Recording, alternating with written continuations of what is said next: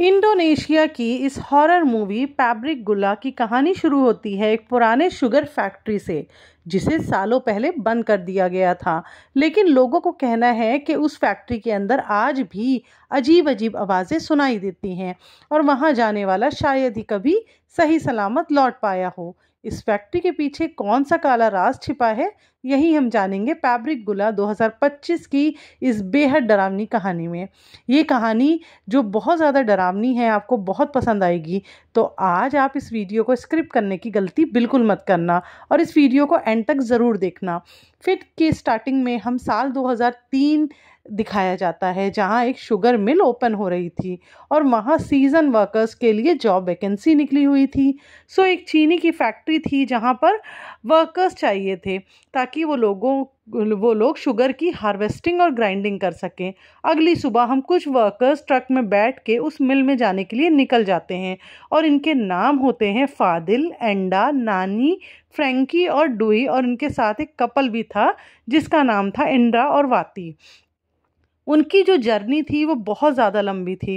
तो जर्नी के दौरान वो लोग एक दूसरे का इंट्रोडक्शन करते हैं और थोड़ा घुल मिल जाते हैं। पर यहाँ पे उन्हें पता चलता है कि इंद्रा और वाती बहुत ही जल्दी शादी करने वाले होते हैं, पर शादी करने के लिए उनके पास बिल्कुल भी पैसे नहीं थे। इसलिए वो सीजनल वर्कर बन के यहाँ पर आए थे ताकि वो कुछ पैसे कमा सके। कुछ घंटे ट्रैवल करने के बाद वो लोग शुगर फैक्ट्री पहुंच जाते हैं और उनके वहां पहुंचते हुए शाम हो चुकी थी। उन लोगों को उनके असाइन जो लॉजेस थे वहां पे डिवाइड कर दिया जाता है और उन्हें पता चलता है कि ये जो शुगर फैक्ट्री है वो दरअसल डच एरा के टाइम की है। वहाँ के लोकल लोगों के बीच में ये मानना था कि इस फैक्ट्री में एक बहुत ही गुप्त एरिया है और किसी को उसके अंदर नहीं जाना चाहिए, वो रिस्ट्रिक्टेड एरिया है। इसी वजह से उस फैक्ट्री में बहुत ही स्ट्रिक्ट रूल रख गए हैं और किसी भी वर्कर्स को वो रूल ब्रेक करने की परमिशन नहीं थी। और वो सभी वर्कर पहली रात फैक्ट्री में ही रहते हैं और तभी अचानक उन्हें सीटी बजने की आवाज़ आती है, जो कि ये बताने के लिए थी कि कर्फ्यू टाइम हो गया है और वर्कर्स को अपने लॉज से बाहर नहीं निकलना है। एंडा को ये सीटी की आवाज़ के बारे में क्यूरियोसिटी होती है और वो लॉज के बाहर का सीन देखने के लिए जाती है और वो देखती है कि वहाँ पर सन्नाटा है और कोई भी उसे नज़र नहीं आता। इधर फादिल जब अपनी नमाज करने जा रहा होता है तो वहाँ पर एक आत्मा उसे परेशान करती है। वो स्पिरिट उसके सामने आ जाती है और अचानक से वो गायब भी हो जाती है, जिससे कि वो काफ़ी ज़्यादा डर जाता है। रात को सभी वर्कर्स रेस्ट कर रहे होते हैं और उसी टाइम एंडा अपनी नींद से उठती है और किचन की ओर जाती है पानी पीने के लिए। लेकिन तभी उसे ऐसा लगता है जैसे कोई उसके पीछे से गुजरा हो। एंडा को लगता है कि शायद ये उसका कोई फ्रेंड होगा और उसके साथ मजाक कर रहा है और वो बोलती है कि वहाँ जो भी कोई हो वो बाहर आ जाए। लेकिन तभी ये देखती है कि डोर का जो लॉक है वो शेक कर रहा है, यानी कि ज़रूर कोई ना कोई लॉज से बाहर गया है। एंडा उस कर्फ्यू रूल्स के बारे में बिल्कुल भी नहीं जानती थी, पर वो हिम्मत करके बाहर चली जाती है उसको ढूंढने के लिए। थोड़ी दूर आगे चलते ही उसे एक शैडो फिगर नज़र आती है जो कि फैक्ट्री के एक वेयर हाउस की तरफ जा रही थी। एंडा उसको फॉलो करती है और वेयर हाउस के फ्रंट में जाके पहुंच जाती है, लेकिन तभी वो फिगर वहां से डिसअपेयर हो जाती है। एंडा को लगता है कि शायद वो वेयर हाउस के अंदर चला गया होगा, तो वो एक छेद से झांकती है ताकि उसे पता चल सके कि अंदर क्या चल रहा है। अंदर दरअसल कोई परफॉर्मेंस चल रहा होता है जिसमें एक्टर्स होते हैं और वो जापानीज अटायर में होते हैं। एंडा ये देखकर हैरान हो जाती है, पर सोचती है कि आखिर एक बंद वेयर हाउस में ये परफॉर्मेंस क्यों हो रहा है। तभी अचानक म्यूजिक स्टॉप हो जाता है और अंदर के सभी लोग उसकी तरफ घूरने लगते हैं, जैसे कि एंडा डर जाती है और तुरंत वहां से भागने लगती है। वहीं पर हम एक काले क्रेचर को देखते हैं जो कि उसे ऑब्जर्व कर रहा था। अगली सुबह सभी वर्कर्स को गैदर किया जाता है और फैक्ट्री मैनेजर बू सबको ब्रीफ करती है कि उनका काम क्या है। बू अपने स्टाफ से उन्हें इंट्रोड्यूस कराती है, जहाँ पे 2 सिक्योरिटी गार्ड्स होते हैं जिनके नाम होते हैं पाक और कार्नो। फिर वो उन्हें समीम और कुछ 4 मेन से मिलवाती है जो कि उन लोगों को सुपरवाइज करने वाले थे। उसके बाद बू सभी को फैक्ट्री के रूल्स बताती है और वो कहती है कि कर्फ्यू के जो रूल्स हैं वो ब्रेक नहीं करने हैं और इवनिंग के बाद उन्हें बम्बू स्टिक की आवाज़ जब सुनाई दे तो ये कर्फ्यू का साइन है, यानी कि हर एक वर्कर्स अपने लॉज में होने चाहिए। पर रोज़ विसल रात के 9 बजे बजती है और ये जो है वो रेड कर्फ्यू का साइन है, यानी कि वर्कर्स को लॉज के बाहर बिल्कुल नहीं जाना है। ये रूल्स बहुत ही स्ट्रिक्ट हैं और किसी भी हालत में ये ब्रेक नहीं होने चाहिए। अब सभी वर्कर्स को फोरमैन्स के साथ असाइन किया जाता है और एंडा को वो अपने ऑफिस में काम करने के लिए बोलती है। पहले दिन सभी वर्कर्स बहुत ही अच्छी तरह काम कर रहे होते हैं और जो भी उन्हें टास्क मिले होते हैं उन्हें करने में उन्हें कोई भी दिक्कत नहीं आ रही होती है। मेंस जो होते हैं वो हार्वेस्टिंग करते हैं और जो लेडीज़ होती हैं, जो वुमेंस होती हैं, वो डॉक्यूमेंट्स हैंडल कर रही होती हैं। जब ब्रेक टाइम आता है तो ड्यू और फ्रैंकी अपने फ्रेंड्स के साथ शुगर फैक्ट्री की हिस्ट्री बताते हैं और उनसे कहते हैं कि यहाँ पर कई साल पहले एक बहुत बड़ा फायर एक्सीडेंट हुआ था जिसकी वजह से कुछ वर्कर्स वेयर हाउस में ट्रैप हो गए थे, पर वहाँ से वो बाहर नहीं निकल पाए और जल के उनकी मौत हो गई। अफवाहों की मानो तो ये फायर इसलिए हुआ था क्योंकि कुछ वर्कर्स ने रूल ब्रेक्स किए थे, जिसकी वजह से वो वेयर हाउस में जो स्पिरिट रहता है वो गुस्से में आ गया और उसने वर्कर्स को जलाकर मार डाला। इस इंसिडेंट्स के बाद यहाँ पे कर्फ्यू रूल को इम्प्लीमेंट कर दिया गया ताकि यहाँ पर कोई और एक्सीडेंट ना हो सके। उसके बाद एंडा जब अपना टास्क कंप्लीट कर रही होती है तो एक क्रीपी स्पिरिट उसके साइड से मूव करता है और एंडा को ये देखकर बहुत ज़्यादा डर लगता है। जब एंडा उस रूम से बाहर निकलती है तो उसकी मुलाकात रानी से होती है और वो रानी से पूछती है कि कल रात वो लॉज से बाहर गई थी, लेकिन रानी कहती है कि वो वहाँ से बाहर नहीं गई थी। ये सुन के एंडा समझ जाती है कि वो ज़रूर किसी की स्पिरिट होगी और वो स्पिरिट अचानक उसका पीछा करने लगता है, जिससे एंडा डर के वहाँ से भाग जाती है। उसके बाद एंडा जब कुछ डॉक्यूमेंट्स को डिलीवर करने जा रही होती है तो उस टाइम रानी ऑफ़र देती है कि वो डॉक्यूमेंट्स डिलीवर करने में उसकी मदद करेगी क्योंकि उन दोनों का डेस्टिनेशन सेम था। उसी टाइम एक ट्रेन होती है जो कि हार्वेस्ट का मटेरियल कैरी कर रही थी, वो स्टार्ट हो जाती है और चलना शुरू कर देती है, पर एंडा देखती है कि रानी रेलवे ट्रैक पर बैठी थी। ये देखकर एंडा चिल्लाती है और रानी को अपने पास बुलाती है और रानी सिर्फ स्माइल करती है और पलट के देखती है और उसका एक्सीडेंट हो जाता है और वो ज़ख्मी हो जाती है। उसे तुरंत हॉस्पिटल ले जाया जाता है और बू को एंडा पे बहुत ज़्यादा गुस्सा आता है क्योंकि उसने अपना टास्क किसी और को दिया। एंडा बहुत ज़्यादा रोती है और बू से माफ़ी मांगने लगती है और वो उसे बताती है कि रानी ने खुद कहा था कि वो उसके डॉक्यूमेंट्स को डिलीवर करने जाएगी। अब थोड़ी देर बाद समीप वहाँ पर आता है और रिक्वेस्ट करता है कि शुगर मिलिंग प्रोसेस को पोस्टपोन किया जाए क्योंकि वो कंफर्म करना चाहता है कि रानी का एक्सीडेंट जो था वो नॉर्मल था या किसी स्पिरिट ने ये किया है, लेकिन वो उसे रिजेक्ट कर देती है। उसे कहती है कि वो अपने काम पर ध्यान दे क्योंकि अगर मिलिंग पोस्टपोन होगी तो कंपनी बहुत ज़्यादा लॉस में चली जाएगी और अगर लॉस हुआ तो उन्हें वो पैसे भी नहीं मिल पाएंगे। अब बू के रिजेक्शन के बाद समीप जीना से हेल्प मांगता है ताकि वो दोनों मिलकर उस एक्सीडेंट को इन्वेस्टिगेट कर सकें। जीना उसकी बात मान जाता है और अब वो अपने स्पिरिचुअल पावर यूज़ करके कोकोनट के अंदर देखता है। जब वो उस नारियल को काटता है तो उसमें से खून बाहर निकलता है और उस खून के अंदर कई सारे सेंटीपीड्स भी निकलते हैं।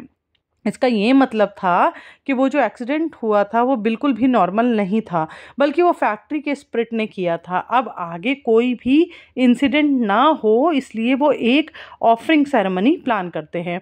इधर फादिल रानी के एक्सीडेंट के बारे में एंडा से पूछता है और एंडा उसे वो सब बताती है जो कुछ भी वहाँ पर हुआ था। एंडा उसे ये भी कहती है कि उसे लगता है कि रानी का एक्सीडेंट नॉर्मल नहीं है। वो ये भी कहती है कि जब वो पहली रात को यहाँ पर आई थी तो उसने रेड कर्फ्यू के टाइम लॉज से किसी को बाहर जाते हुए देखा था और उसी टाइम उसने उस पर्सन को फॉलो भी किया था और वो एक पुराने वेयर हाउस में पहुँच गई थी और उस वेयर हाउस के अंदर कुछ परफॉर्मेंस चल रही थी। फादिल ये सुनकर बहुत ज़्यादा शॉक्ड हो जाता है। वो ये सोचता है कि उसने भी फैक्ट्री के कई सारे स्ट्रेंज इंसिडेंट को एक्सपीरियंस किया है, लेकिन वो एंडा को इस बारे में कुछ भी नहीं बताता क्योंकि उसे लगता है कि अगर वो एंडा को इस बारे में बताएगा तो वो और ज़्यादा डरेगी। अब अगले दिन ऑफरिंग सेरेमनी होती है, पर समीर और जीना दोनों बेल प्रिपेयर करते हैं उन्हें काटने के लिए ताकि वो उनकी बलि चढ़ाकर उस वेयर हाउस की स्पिरिट को ऑफरिंग कर सके। उन्हें लगता है कि शायद ये ऑफरिंग करने के बाद ये स्पिरिट मान जाएगी, पर वो किसी को और को भी नुकसान नहीं पहुंचाएगी। इधर एंडा को जो एक्सपीरियंस हो रहा था वो कंटिन्यू होता है। वो इस बार देखती है कि रानी ठीक उसके रूम में है। एंडा रानी के एक्सीडेंट के लिए उससे माफ़ी मांगती है लेकिन उसे पता चलता है कि दरअसल वो रानी नहीं है, बल्कि वो एक स्पिरिट है जो कि उस पर हमला कर देती है। पर ये देखकर एंडा डर के मारे जोर से चिल्लाती है। उसे चिल्लाने की आवाज़ सुन के वाती और नानी तुरंत वहाँ जाते हैं और उसे शांत कराते हैं। अगली सुबह समीम और जीना वेयर हाउस में जाते हैं अपने ऑफरिंग को चेक करने के लिए, लेकिन वो देखते हैं कि उस ऑफरिंग को किसी ने छुआ भी नहीं, जिससे वो समझ जाते हैं कि वो ऑफरिंग एक्सेप्ट नहीं हुई है। इसके बाद ये भी समझते हैं कि उस स्पिरिट को कोई ना कोई चीज़ बहुत ज़्यादा परेशान कर रही है, जिसकी वजह से उसने उनकी ऑफरिंग को रिजेक्ट किया है। अब वो दोनों एक रिचुअल करने का डिसाइड करते हैं और जानवर का सर ब्लड रिचुअल्स के लिए यूज़ होता है। इधर फादिल जब सो रहा होता है तो अचानक उसे हेडलेस फिगर उसकी बॉडी पर चढ़ जाती है और ये देखकर फादिल बहुत ज़्यादा डर जाता है। अगली सुबह फादिल जब काम करने के लिए जाता है तो वो देखता है कि बू और कुछ लोग पुराने कुएं की तरफ जा रहे हैं। ये देखकर वो हैरान हो जाता है और उनको फॉलो करने लगता है, और जब सब लोग चले जाते हैं तो फादिल काफ़ी ज़्यादा क्यूरियस हो जाता है और वो कुएं के अंदर झाँक कर देखने लगता है और उसको वहाँ पर एक वर्कर की डेड बॉडीज नज़र आती है। थोड़ी देर बाद समीर फादिल के पास आता है और रिक्वेस्ट करता है कि इस डेड बॉडी के बारे में किसी को ना बताए। तो फादिल को ऐसा लगता है कि वो कुछ छुपा रहा है। समीम उससे पूछता है कि उसने फैक्ट्री में क्या एक्सपीरियंस किया, लेकिन फादिल उसे कुछ भी नहीं बताता और साइलेंट हो जाता है। उसके बाद समीम फादिल और एंडा को अपने पास बुलाता है और उनसे पूछता है कि उन दोनों ने यहाँ पर क्या क्या एक्सपीरियंस किया है। एंडा कन्फेंस करती है कि रेड कर्फ्यू के टाइम वो फैक्ट्री के बाहर गई थी और उसने किसी को बाहर जाते हुए देखा था, तो उसने उसे फॉलो भी किया था। एंडा के कन्फर्मेशन के बाद फादिल भी अपना ड्रीम शेयर करता है और उसका एक्सपीरियंस एंडा के एक्सपीरियंस के साथ मैच कर रहा था। उसके ड्रीम में कोई रेड कर्फ्यू में लॉज के बाहर गया था और उसने उसे वेयर हाउस की तरफ जाते हुए देखा था। रानी के एक्सीडेंट के बाद फादिल ये अज्यूम करता है कि ड्रीम में जो पर्सन था वो रानी ही थी और उसका एक्सीडेंट वेयर हाउस स्पिरिट के एंगर की वजह से हुआ है। लेकिन तभी जीना उसे डिनाई कर देता है और कहता है कि उसकी बात रानी से हुई है और रानी ने बताया है कि वो कभी रात को वेयर हाउस नहीं गई है। उसके बाद जीना एंडा से पूछता है क्या वो वेस्ट विंग वेयर हाउस में गई थी, तो एंडा जवाब देती है कि उस रात मैं वेयर हाउस के बाहर वाले वेयर हाउस में गई थी। ये सुनकर जीना समझ जाता है कि कोई रिस्ट्रिक्टेड एरिया में गया था, जिसकी वजह से वो स्पिरिट एंग्री हो गई है। उसे लगता है कि 2 वर्कर्स रिस्ट्रिक्टेड एरिया में वेयर हाउस में गए थे, उन्होंने वहाँ पर ज़रूर कुछ गलत किया होगा। अब जीना और समीप एक रिचुअल करते हैं और वहाँ पर उस स्पिरिट को समन करते हैं और रिचुअल का पर्पस ये था कि वो पता लगा पाए कि कौन से वर्कर्स वहाँ पर गए थे। थोड़ी देर बाद समीम पोजेस्ड हो जाता है और उसके अंदर से स्पिरिट बोलती है कि जो अपनी प्रॉमिस नहीं रख सकते वो मारे जाएंगे। ये कहकर वो वेयर हाउस की तरफ भागने लगता है और सब लोग उसका पीछा करते हैं। समीम के जरिए उन्हें वो स्पिरिट एक एम्प्टी ज्वेलरी बॉक्स दिखाती है, पर ये देखकर जीना समझ जाता है कि वो स्पिरिट इतनी गुस्से में क्यों है, क्योंकि किसी ने उसके यहाँ से ज्वेलरी चुराई है। लेकिन वो जो ज्वेलरी थी वो एकदम इनविजिबल थी, जिसकी वजह से वो हैरान हो जाता है और सोचता है कि आखिर कैसे कोई उसे चुरा सकता है। उसके बाद जीना उस वेयर हाउस की हिस्ट्री के बारे में बताता है। दरअसल डच एरा में यहाँ पर कई सारे एक्सीडेंट्स हुआ करते थे और उन्होंने महारत्तू से, जो कि स्पिरिट किंगडम के लीडर थे, उनके साथ ये एग्रीमेंट किया था कि वो दोनों एक दूसरे को डिस्टर्ब नहीं करेंगे। तब से ये वेयर हाउस सीक्रेट प्लेस बन गया था। लेकिन 7 साल बाद एक सीजनल वर्कर का ग्रुप यहाँ पर आया था और उन्होंने यहाँ पर एक गलती कर दी थी, जिससे वो स्पिरिट किंगडम बहुत ज़्यादा एंग्री हो गया था और उन्होंने उन वर्कर्स को जलाकर मार डाला था। इस एक्सीडेंट के बाद उस वेयर हाउस को क्लोज करके रिस्ट्रिक्टेड कर दिया गया था, लेकिन अब 2 वर्कर्स ने रिस्ट्रिक्शन तोड़ दिया है और वो उस वेयर हाउस में एंटर कर गए हैं और महाराज की इनविजिबल ज्वेलरी को उन लोगों ने चुरा लिया है। अब ये रीज़न पता चलने के बाद जीना एंडो और फादिल से रिक्वेस्ट करता है कि वो जल्दी से पता लगाए कि किसने उस ज्वेलरी को चुराया है, ताकि वो उन्हें रिटर्न में दे सकें और किसी की मौत ना हो। इधर हमें वो कल्प्रिट दिखाया जाता है जिसने वो ज्वेलरी चुराई थी, पर वो कोई और नहीं बल्कि नानी होता है। थोड़ी देर बाद वहाँ पे हेंद्रा आती है जो कि नानी को काम करने लगता है। उसी टाइम हेंद्रा नानी को कन्विंस करती है कि उन्हें वो ज्वेलरी वापस से वहीं पर रख देनी चाहिए। वो स्पिरिट नानी को कंटिन्यूसली हॉन्ट कर रही थी, जिससे वो बहुत ज़्यादा डर गई थी। पर वो एक ज्वेलरी का पीस लॉज के फ्रंट यार्ड में ड्रॉप कर देती है। थोड़ी देर बाद फादिल और एंडा लॉज में वापस आते हैं, पर एंडा का फ्रंट यार्ड में एक गोल्ड ब्रेसलेट मिलता है। फिर वहाँ पर फ्रैंकी, डूई और वादी आते हैं, पर वो देखते हैं कि हेंद्रा और नानी लॉज में नहीं है। फादिल सबको सारी बात बताता है और कहता है कि हेंद्रा और नानी की वजह से वो लोग खतरे में हैं, क्योंकि उन दोनों ने वो ज्वेलरी चुराई थी। फादिल की बात सुनकर वादी हैरान हो जाती है और उससे कहती है कि हेंद्रा ऐसा काम बिल्कुल नहीं कर सकता। उसके बाद फाजिल फ्रैंकी, डूई और हेंद्रा और नानी को ढूंढने के लिए बोलता है और हेंद्रा और वादी को रिस्ट्रिक्टेड वेयर हाउस में जाने के लिए कहता है। इधर हेंद्रा और नानी वेयर हाउस पहुंच चुके थे, पर वो लोग वहां पर जीना से मिलते हैं। नानी उसे तुरंत वो ज्वेलरी रिटर्न कर देती है और कहती है कि वो भटक गई थी, इसलिए उसने ऐसा काम किया। थोड़ी देर बाद एंडा और वाती भी वहां पर आ जाते हैं। एंडा उस गोल्ड ब्रेसलेट को जीना को दे देती है। एंद्रा और नानी अब अपनी गलती कन्विंस करते हैं। नानी बताती है कि उस रात वो दोनों इंटेंशनली उस वेयर हाउस में गए थे और वहाँ इंटीमेट हुए थे। वहाँ पर नानी को एक शाइनी ऑब्जेक्ट दिखा था, पर वो जो उसके पास गई तो उससे पता चला कि वो एक ज्वेलरी है, जिसके वो लालच में आ गई और उसे चुराना चाहती थी। लेकिन हिंद्रा को मना करने के बावजूद भी उसने उसे चुरा लिया। बाती जब ये सुनती है तो वो हैरान हो जाती है और ये सोचती है कि आखिर उसका होने वाला पति ऐसी हरकत कैसे कर सकता है।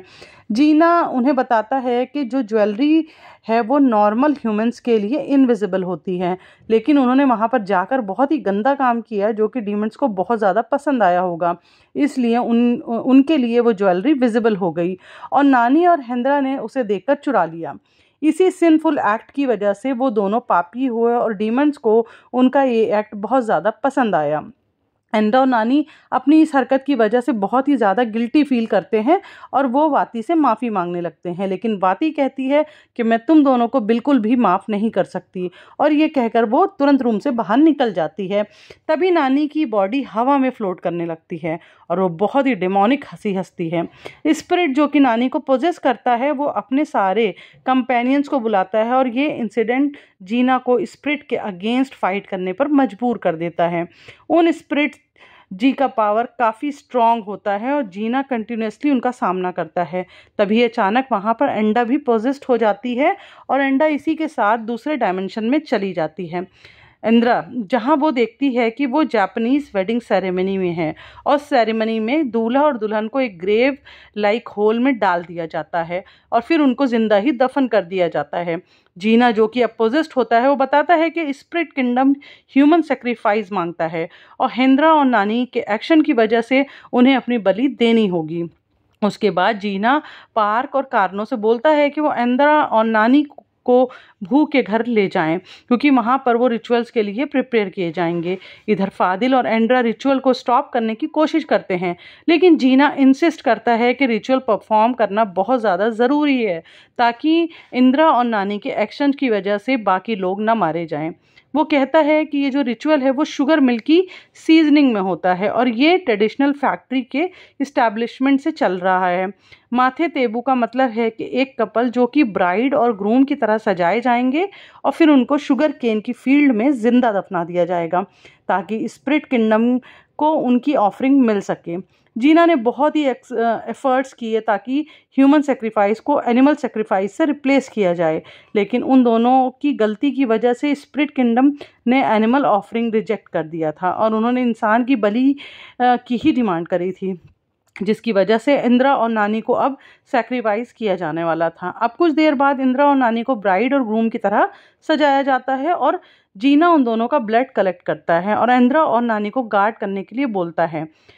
इसके बाद वो चावल का एक सर्कल बनाता है और उनसे कहता है कि वो इसके बाहर ना निकले। अब यहाँ पे पता चलता है कि जीना दरअसल उनकी हेल्प कर रहा था, क्योंकि उनकी वजह से उसने डॉल्स को रिप्लेस कर दिया था जिसमें वो उनका ब्लड लगा हुआ था ताकि वो डीमंस को बेवकूफ़ बना सके और डीमंस को लगे कि इंसान को ही उन्होंने दफनाया है।